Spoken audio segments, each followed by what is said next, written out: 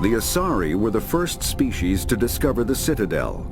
When the Solarians arrived, it was the Asari who proposed the establishment of the Citadel Council to maintain peace throughout the galaxy. Since then, the Asari have served as the mediators and centrists of the Council. An all-female race, the Asari reproduce through a form of parthenogenesis. They can attune their nervous system to that of another individual of any gender and of any species to reproduce. This capability has led to the unseemly and inaccurate rumors about Asari promiscuity. Asari can live for over 1,000 years, passing through 3 stages of life.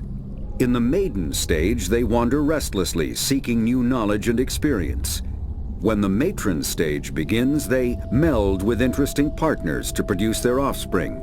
This ends when they reach the matriarch stage, where they assume the roles of leaders and counselors. The second species to join the Citadel, the Solarians, are warm-blooded amphibians with a hyperactive metabolism. Solarians think fast, talk fast, and move fast. To Solarians, other species seem sluggish and dull-witted. Unfortunately, their metabolic speed leaves them with a relatively short lifespan. Solarians over the age of 40 are a rarity. The Solarians were responsible for advancing the development of the primitive Krogan species to use as soldiers during the Rachni Wars. They were also behind the creation of the genophage bioweapon the Turians used to quell the Krogan rebellion several centuries later. Solarians are known for their observational capability and non-linear thinking. This manifests as an aptitude for research and espionage. They are constantly experimenting and inventing, and it is generally accepted that they always know more than they are letting on. Roughly 1,200 years ago, the Turians were invited to join the Citadel Council to fulfill the role of galactic peacekeepers. The Turians have the largest fleet in Citadel space, and they make up the single largest portion of the Council's military forces. As their territory and influence has spread, the Turians have come to rely on the Solarians for military intelligence and the Asari for diplomacy. Despite a somewhat colonial attitude towards the rest of the galaxy, the ruling hierarchy understands they would lose more than they would gain if the other 2 races were ever removed. Turians come from an autocratic society that values discipline and possesses a strong sense of personal and collective honor. There is lingering animosity between Turians and humans over the First Contact War of 2157, which is known as the Relay 314 incident to the Turians. Officially, however, the 2 species are allies, and they enjoy civil, if cool, diplomatic relations. Though now extinct, the Rachni once threatened every species in Citadel space. Over 2,000 years ago, explorers foolishly opened a mass relay to a previously unknown system and encountered something never seen before or since, a species of spacefaring insects guided by a hive mind intelligence. Unfortunately, the Rachni were not peaceful, and the galaxy was plunged into a series of conflicts known as the Rachni Wars. Attempts to negotiate were futile, as it was impossible to make contact with the hive queens that guided the race from beneath the surface of their toxic home world. The emergence of the Krogan ended the Rachni Wars. Bred to survive the harshest environments, the Krogan were able to strike at the queens in their lairs and reclaim conquered Council worlds. But when Krogan fleets pressed them back to their homeworld, the Rachni refused to surrender, and the Krogan eradicated them from the galaxy. In the early 2160s, the Alliance began aggressive colonization of worlds in the Skyllian Verge, much to the dismay of the Batarians, who had been developing the region for several decades. In 2171, the Batarians petitioned the Council to declare the Verge a zone of Batarian interest. The Council refused, however, declaring unsettled worlds in the region open to human colonization. In protest, the Batarians closed their Citadel embassy and severed official diplomatic relations with the Council, effectively becoming a rogue state. They instigated a proxy war in the Verge by funneling money and weapons to criminal organizations, urging them to strike at human colonies. Hostilities peaked with the Skyllian Blitz of 2176. an attack on the human capital of Elysium by Batarian-funded pirates and slavers.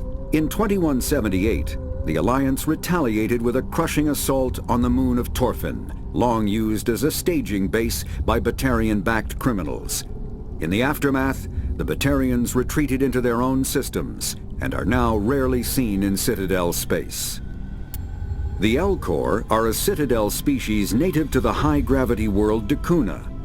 They are massive creatures, standing on 4 muscular legs for increased stability. Elcor move slowly, an evolved response to an environment where a fall can be lethal. This has colored their psychology, making them deliberate and conservative. Elcor speech is ponderous and monotone. Among themselves, scent, slight movements, and sub-vocalized infrasound convey shades of meaning that make a human smile seem as subtle as a fireworks display. Since their subtlety can lead to misunderstandings with other species, the Elcor often go out of their way to clarify when they are being sarcastic, amused, or angry. Dakuna's high gravity impedes mountain formation. Most of the world consists of flat, open plains, which prehistoric Elcor wandered across in small family bands. Modern Elcor still prefer open sky, and can become restless and uncomfortable on long starship journeys. The Geth are a humanoid race of networked AIs. They were created by the Quarians 300 years ago as tools of labor and war. When the Geth showed signs of self-evolution, the Quarians attempted to exterminate them. The Geth won the resulting war. This example has led to legal, systematic repression of artificial intelligences in galactic society. The Geth possess a unique distributed intelligence. An individual has rudimentary animal instincts, but as their numbers and proximity increase, the apparent intelligence of each individual improves. In groups, they can reason, analyze situations, and use tactics as well as any organic race. Geth space is located at the trailing end of the Perseus Arm, beyond the lawless Terminus systems. The Perseus Veil, an obscuring dark nebula of opaque gas and dust, lies between their space and the Terminus systems. The Hanar are a Citadel species known for excessive politeness. They speak with scrupulous precision and take offense at improper language. Hanar that expect to deal with other species take special courses to help them unlearn their tendency to take offense at improper speech. All Hanar have 2 names. The face name is known to the world. The soul name is kept for use among close friends and relations.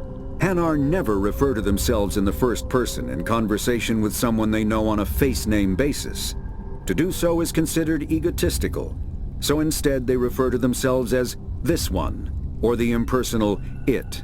Their homeworld, Kajay, has 90% ocean cover and orbits an energetic white star, resulting in a permanent blanket of cloud. Due to the presence of Prothean ruins on the world, many Hanar worship them, and Hanar myths often speak of an elder race that civilized them by teaching them language. When the Asari discovered the Citadel, they also discovered the Keepers, a docile, multi-limbed insect race that seemingly exists only to maintain and repair the Great Prothean Station. Early attempts to communicate with or study the Keepers were failures, and it is now illegal to interfere with or impede Keeper activity.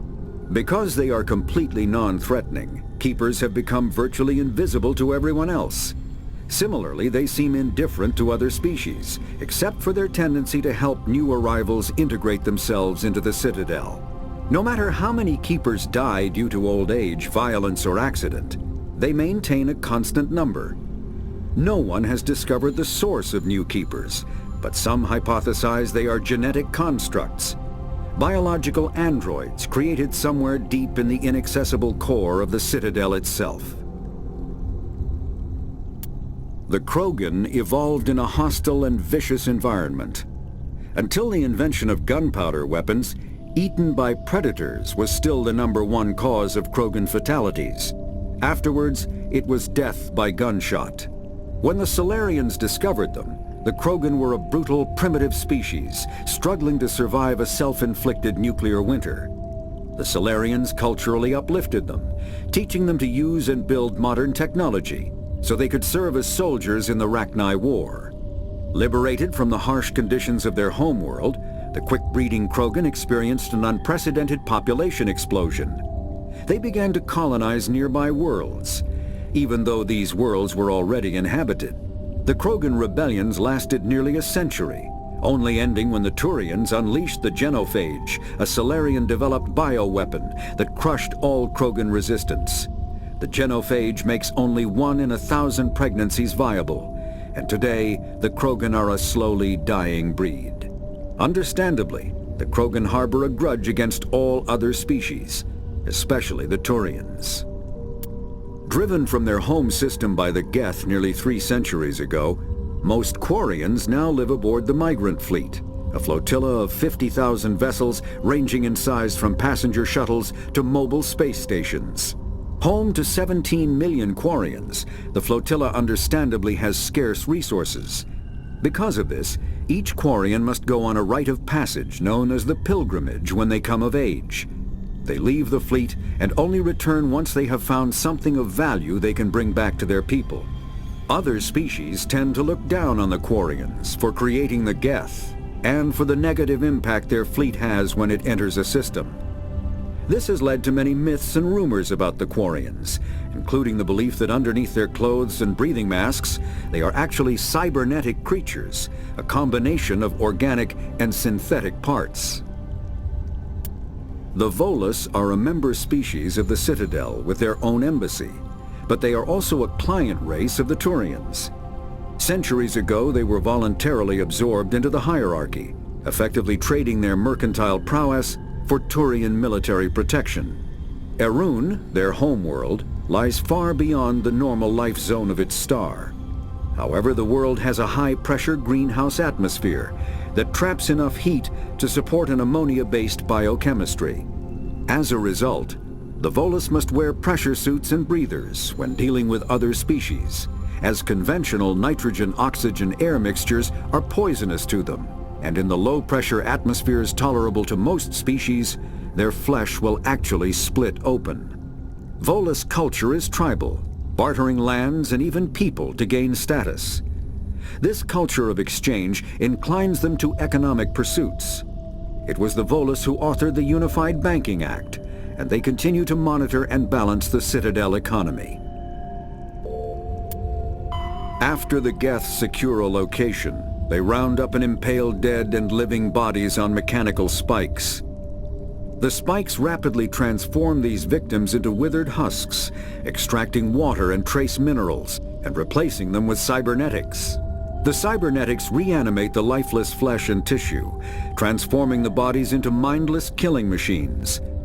Some Alliance soldiers refer to the husk-generating spikes as dragon's teeth, a reference to the mythological berserkers who sprang up from the earth wherever the teeth of the dragon Eris were planted. Dragon's teeth and husks bear little resemblance to other pieces of Geth technology. No one is sure why a synthetic race would bother to drain the minuscule amount of recoverable resources from organic corpses, though the value of reusing them as shock troops is obvious. Thresher maws are subterranean carnivores that spend their entire lives eating or searching for something to eat. Threshers reproduce via spores that can lie dormant for millennia, yet are robust enough to survive prolonged periods in deep space and atmospheric re-entry. As a result, thresher spores appear on many worlds, spread by previous generations of space travelers. The body of a thresher never entirely leaves the ground. Only the head and tentacles erupt from the earth to attack. In addition to physical attacks, threshers have the ability to project toxic chemicals and emit bursts of infrasound as a shockwave weapon. The Alliance first encountered threshers on the colony of Akuz in 2177. After contact was lost with the Pioneer team, Marine units were deployed to investigate. The shore parties were set upon by hungry threshers, and nearly the entire assault force was killed. Alliance forces recommend engaging threshers with vehicle-mounted heavy weapons. Varan are omnivores with a preference for living prey. Originally native to the Krogan homeworld of Tuchanka, they are, like most life from Tuchanka, savage, clannish, and consummate survivors. They are pack hunters when vulnerable prey is readily available, and become scavengers when outnumbered or outclassed. Their supreme adaptability, vicious demeanor, and rapid breeding cycle have made them ubiquitous and dangerous pests on many worlds. Virtually everywhere the Krogan have been, Varan infestations have followed, wreaking havoc with the native ecology. The Krogan have had a love-hate relationship with Varan for millennia, alternately fighting them for territory and embracing them as treasured companions. To this day, Krogan raise them as beasts of war. One of the common subgenus of Varan has metallic silver scales, leading to the rather unusual nickname, fish dogs. The Citadel is an ancient deep space station, presumably constructed by the Protheans. Since the Prothean extinction, numerous species have come to call the Citadel home. It serves as the political, cultural, and financial capital of the galactic community. To represent their interests, most species maintain embassies on the Presidium, the Citadel's inner ring. The Citadel Tower in the center of the Presidium holds the Citadel Council chambers. Council affairs often have far-reaching effects on the rest of the galactic community. 5 arms, known as the wards, extend from the Presidium. Their inner surfaces have been built into cities, populated by millions of inhabitants from across the galaxy. The Citadel is virtually indestructible. If attacked, the station can close its arms to form a solid, impregnable shell. For as long as the station has existed, an enigmatic race called the Keepers has maintained it. The Council is an executive committee composed of representatives from the Asari Republics, the Turian Hierarchy, and the Solarian Union. Though they have no official power over the independent governments of other species, the Council's decisions carry great weight throughout the galaxy. No single Council race is strong enough to defy the other two, and all have a vested interest in compromise and cooperation. Each of the Council species has general characteristics associated with the various aspects of governing the galaxy. The Asari are typically seen as diplomats and mediators. The Solarians gather intelligence and information. The Turians provide the bulk of the military and peacekeeping forces. Any species granted an embassy on the Citadel is considered an associate member, bound by the accords of the Citadel Conventions. Associate members may bring issues to the attention of the Council, though they have no input on the decision. The Human Systems Alliance became an associate member of the Citadel in 2165. Citadel space is an unofficial term referring to any region of space controlled by a species that acknowledges the authority of the Citadel Council. At first glance, it appears this territory encompasses most of the galaxy. In reality, however, less than 1% of the stars have been explored. Even mass effect FTL drive is slow relative to the volume of the galaxy. Empty space and systems without suitable drive discharge sites are barriers to exploration. Only the mass relays allow ships to jump hundreds of light years in an instant, the key to expanding across an otherwise impassable galaxy. Whenever a new relay is activated, the destination system is rapidly developed. From that hub, FTL drive is used to expand to nearby star clusters. The result is a number of densely developed clusters, thinly spread across the vast expanse of space, connected by the mass relay network. Spectres are agents from the Office of Special Tactics and Reconnaissance, and answer only to the Citadel Council. They are elite military operatives, granted the authority to deal with threats to peace and stability in whatever way they deem necessary. They operate independently or in groups of 2 or 3. Some are empathetic peacekeepers, resolving disputes through diplomacy. Others are cold-blooded assassins, ruthlessly dispatching problem individuals. All get the job done one way or another, often operating outside the bounds of galactic law. The Spectres were founded after the Solarians joined the Council. For many years they operated in secrecy as backroom problem solvers. Only after the Krogan rebellions did their activities become publicized. Assignment of a Spectre is less contentious than a military deployment, but makes it clear that the Council is concerned about a situation. The home world and capital of humanity is entering a new golden age. The resource wealth of a dozen settled colonies and 100 industrial outposts flows back to Earth, fueling great works of industry, commerce, and art. The great cities are greening as arcology, skyscrapers, and telecommuting allow more efficient use of land. Earth is still divided among nation-states, though all are affiliated beneath the overarching banner of the Systems Alliance. While every human enjoys a longer and better life than ever, the gap between rich and poor widens daily. Advanced nations have eliminated most genetic disease and pollution. Less fortunate regions have not progressed beyond 20th century technology and are often smog-choked, overpopulated slums.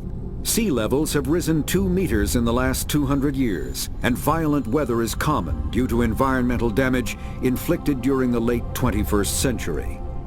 The past few decades, however, have seen significant improvement due to recent technological advances. Humanity's first contact with an alien race occurred in 2157. At that time, the Alliance allowed survey fleets to activate any dormant mass relays discovered, a practice considered dangerous and irresponsible by Council-aligned races. When a Turian patrol discovered a human fleet attempting to activate a relay, they attacked.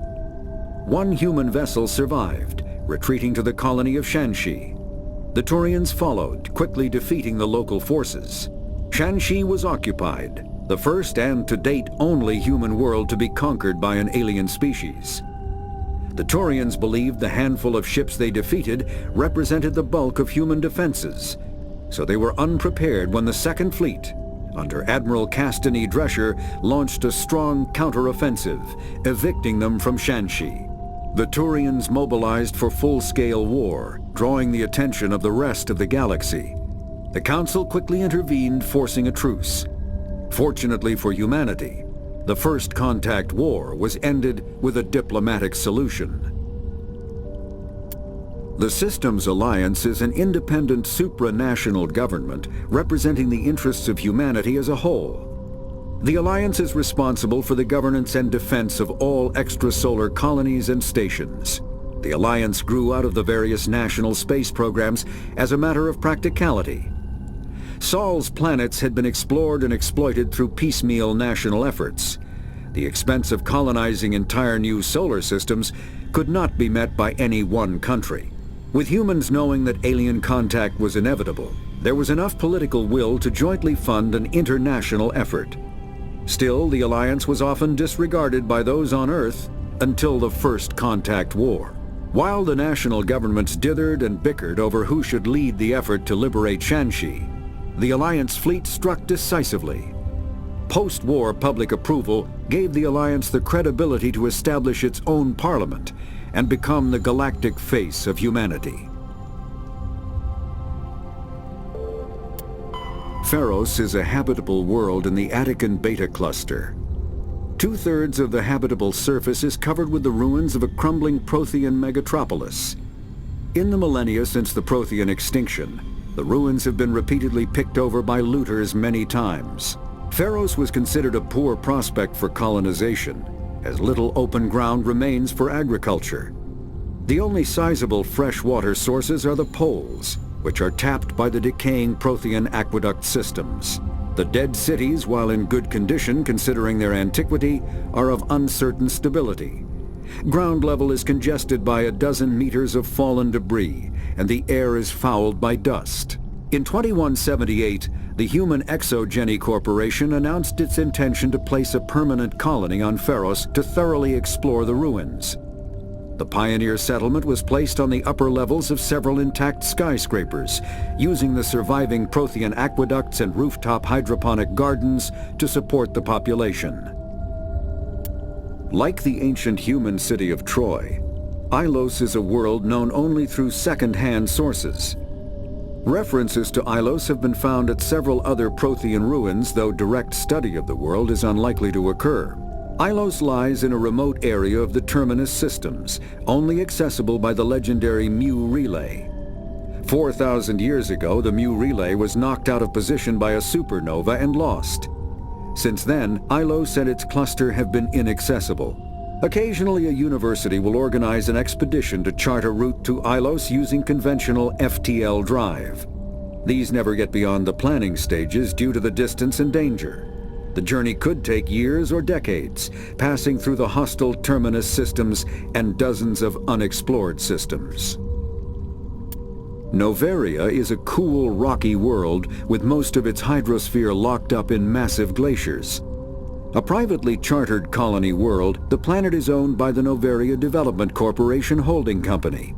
The NDC is funded by investment capital from 24 high-technology development firms and administrated by an executive board representing their interests. The investors built remote hot labs in isolated locations across Noveria's surface. These facilities are used for research too dangerous or controversial to be performed elsewhere, as Noveria is technically not part of Citadel space and therefore exempt from Council law. By special arrangement, Citadel's special tactics and reconnaissance agents have been granted extraterritorial privileges, but it remains to be seen how committed the executive board is to that principle. Given its unique situation, it is understandable that Noveria is often implicated in all manner of wild conspiracy theories.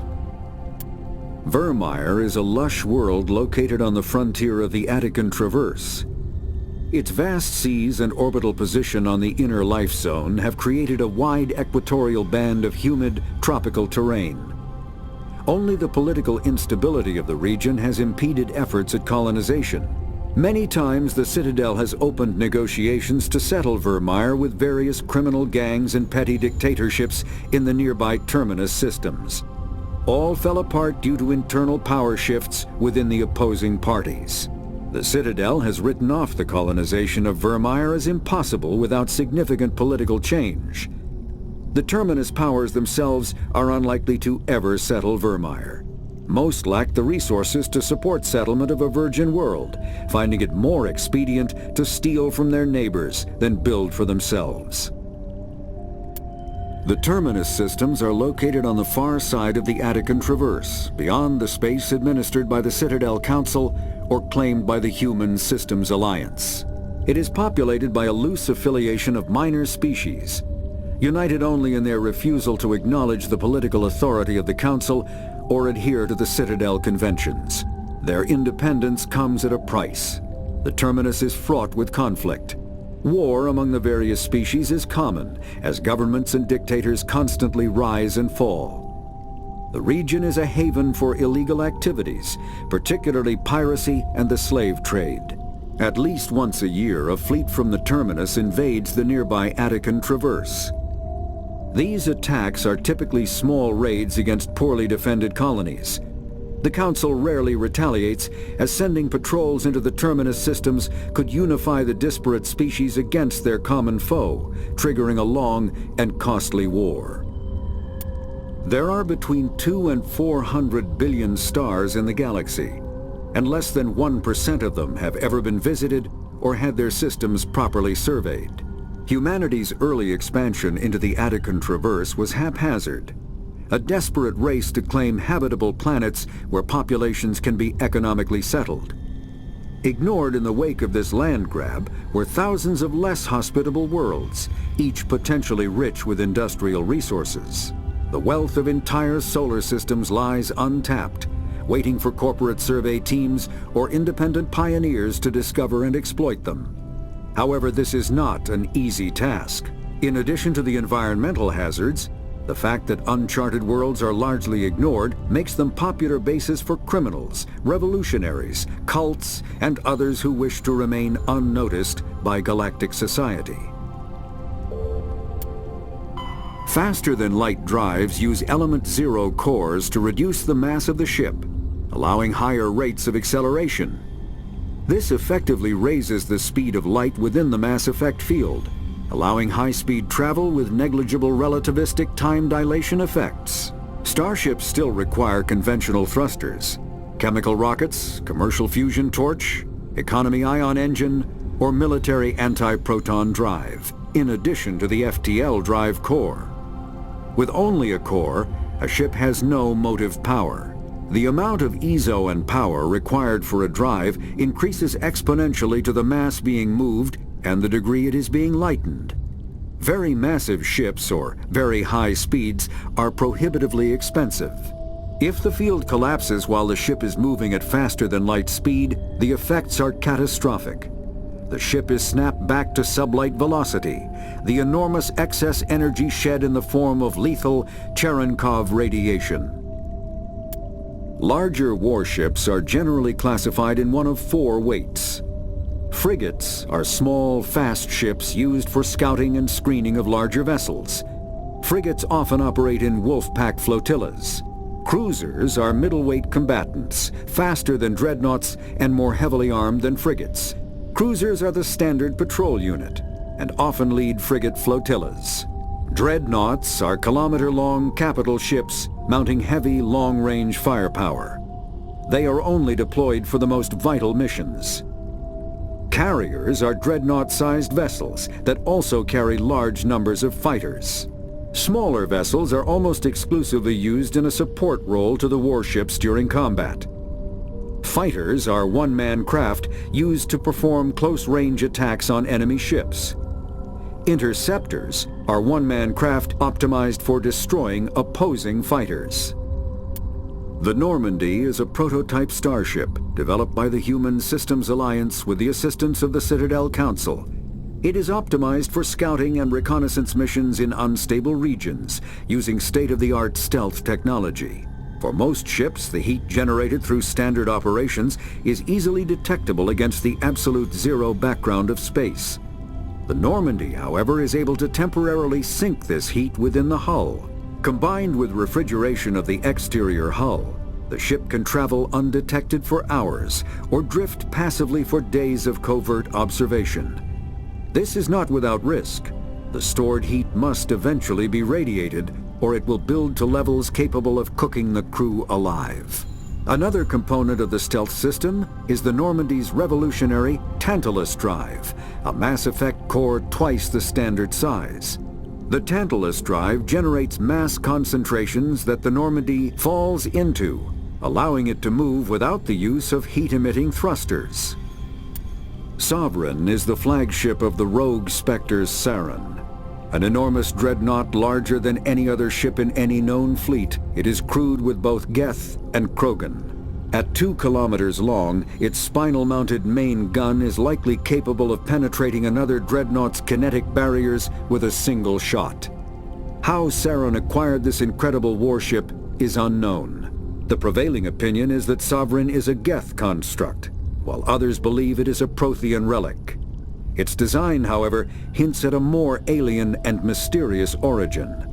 The attack on Eden Prime demonstrated Sovereign's ability to generate mass effect fields powerful enough to land on a planetary surface. This implies it has a massive Element Zero core and the ability to generate staggering amounts of power. Ship mobility dominates space combat. The primary objective is to align the mass accelerator along the bow with the opposing vessel's broadside.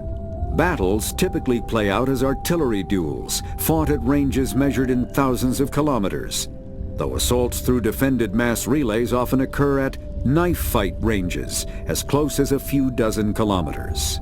Most ship-to-ship engagements are skirmishes between patrol vessels of cruiser weight and below, with dreadnoughts and carriers only deployed in full-scale fleet actions. Battles in open space are short and often inconclusive, as the weaker opponent typically disengages. Once a ship enters FTL flight, the combat is effectively over. There are no sensors capable of tracking them or weapons capable of damaging them. The only way to guarantee an enemy will stand and fight is to attack a location they have a vested interest in, such as a settled world or a strategically important mass relay. The Mako infantry fighting vehicle was designed for the System Alliance's frigates. Though the interior is cramped An M35 is small enough to be carried in the cargo bay and easily deployed on virtually any world. With its turreted 155mm mass accelerator and coaxially mounted machine gun, the Mako can provide a fire team with weapon support as well as mobility. Since Alliance Marines may be required to fight on any world, the Mako is environmentally sealed and equipped with microthrusters for use on low-gravity planetoids. The Mako is powered by a sealed hydrogen-oxygen fuel cell and includes a small Element 0 core. While not large enough to nullify the vehicle's mass, the core can reduce it enough to be safely airdropped. When used in conjunction with thrusters, it also allows the Mako to extricate itself from difficult terrain. Biotics is the ability of rare individuals to manipulate dark energy and create mass effect fields through the use of electrical impulses from the brain. Intense training and surgically implanted amplifiers are necessary for a biotic to produce mass effect fields powerful enough for practical use. The relative strength of biotic abilities varies greatly among species and with each individual. There are 3 branches of biotics. Telekinesis uses mass-lowering fields to levitate or impel objects. Mass-raising kinetic fields are used to block or pin objects. Spatial distortion uses rapidly shifting mass fields to shred objects. Most organic species are capable of developing biotic abilities, though there are risks involved. Biotics are the result of an in utero exposure to Element 0. This usually causes fatal cancers in the victim, but in rare cases, it coalesces into nodules within the fetus's developing nervous system. An artificial intelligence is a self-aware computing system capable of learning and independent decision-making. Creation of a conscious AI requires adaptive code, a slow, expensive education, and a specialized quantum computer called a blue box. An AI cannot be transmitted across a communication channel or computer network. Without its blue box, an AI is no more than data files. Loading these files into a new blue box will create a new personality, as variations in the quantum hardware and runtime results create unpredictable variations. The Geths serve as a cautionary tale against the dangers of rogue AI, and in Citadel space they are technically illegal. Advocacy groups argue, however, that an AI is a living, conscious entity, deserving the same rights as organics. They argue that continued use of the term artificial is institutionalized racism on the part of organic life.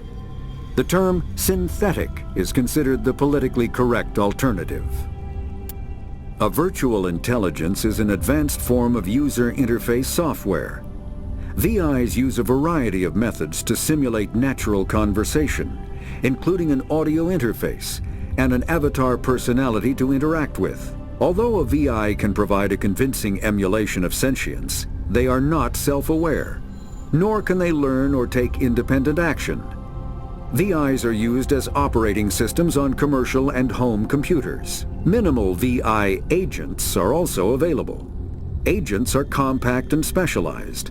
Some serve as personal secretaries, filtering calls and scheduling meetings based on user-defined priorities. Others are advanced search engines, propagating themselves across the extranet to collate user-requested data.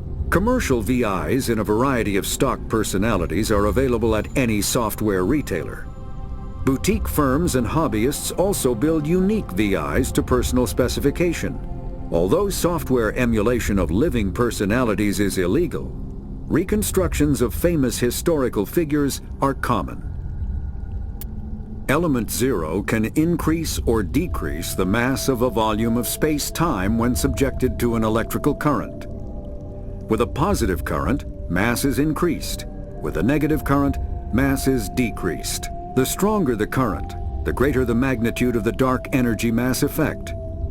In space, low-mass fields allow FTL travel and inexpensive surface-to-orbit transit. High-mass fields create artificial gravity and push space debris away from vessels. In manufacturing, low-mass fields permit the creation of evenly blended alloys, while high-mass compaction creates dense, sturdy construction materials. The military makes extensive use of mobility-enhancing technologies, with Mass Effect utilizing fighting vehicles standard frontline issue in most military forces. Mass Effect fields are also essential in the creation of kinetic barriers or shields to protect against enemy fire. Mass relays are feats of Prothean engineering advanced far beyond the technology of any living species. They are enormous structures scattered throughout the stars and can create corridors of virtually mass-free space, allowing instantaneous transit between locations separated by years or even centuries of travel using conventional FTL drives. Primary mass relays can propel ships thousands of light years, often from one spiral arm of the galaxy to another. However, they have fixed one-to-one connections. A primary relay connects to one other primary relay and nowhere else. Secondary relays can only propel ships across a few hundred light years. However, they are omnidirectional.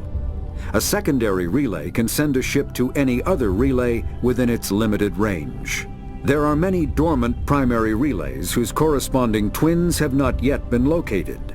These are left inactive until their partner is charted, as established civilizations are unwilling to blindly open a passage that might connect them to a hostile species.